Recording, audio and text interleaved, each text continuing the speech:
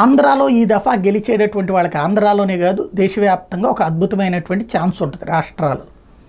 ఏంటయ్యా అంటే ఒక్కసారి గుర్తుకు తెచ్చుకుంటే 2006 సంవత్సరంలో రాజశేఖర్ రెడ్డి ముఖ్యమంత్రిగా ఉన్నప్పుడు నియోజకవర్గాల పునర్విభజన అప్పుడు జరిగింది.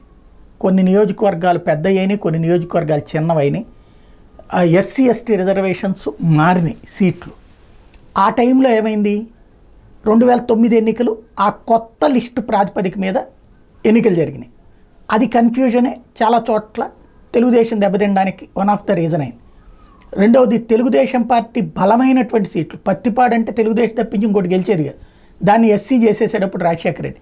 నందిగామ దేవినేని రమణ వరుసపెట్టి హ్యాట్రిక్ కొట్టినటువంటి సీటు, దాన్ని ఎస్సీని చేసేసాడు. అట్లాగా ఏదైతే తెలుగుదేశం బలమైనటువంటి సీట్లని ఎస్సీగా మార్చేయడం ద్వారా రాష్ట్ర వ్యాప్తంగా అప్పుడు 2 చోట్ల కేంద్రంలోనూ రాష్ట్రంలోనూ 2 చోట్ల అధికారంలో ఉన్నది కాబట్టి తెలుగుదేశం పార్టీ ఎన్డీఏ కూటమిలో ఉండటం వలన కాంగ్రెస్ పార్టీ కింద పైన ఉండటం వల్ల సాధ్యమైంది. ఇప్పుడు తెలుగుదేశం పార్టీ ఎన్డీఏ కూటమిలో ఉంది.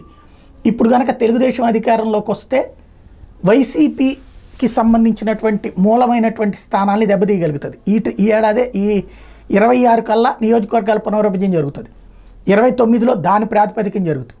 ఇప్పుడు వైసీపీ బలమైనటువంటి సీట్లను దెబ్బకొడుతుంది తెలుగుదేశం. అదే సందర్భంలో వైసీపీ అధికారంలోకి వచ్చిందంటే తెలుగుదేశానికి దెబ్బతీసేటటువంటి ప్రయత్నం చేస్తుంది. ఈ దఫా సీట్లు అందులో 225 కాబోతున్నాయి. ఆంధ్రప్రదేశ్ అసెంబ్లీకి, పార్లమెంట్కి వచ్చేటప్పటికి దాదాపుగా ఇప్పుడు ఉన్నటువంటి లెక్క మనకి 25 ఉంటే 35 ఏమో అవుతాయి.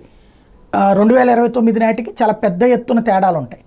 ఈ ట్రిప్పు అధికారంలోకి వచ్చేటటువంటి వాళ్ళకి నెక్స్ట్ ఎన్నికల్ని ప్రభావితం చేయగలిగినటువంటి గ్రౌండ్ మేనేజ్మెంట్ వాళ్ళ చేతుల్లో ఉంటుంది.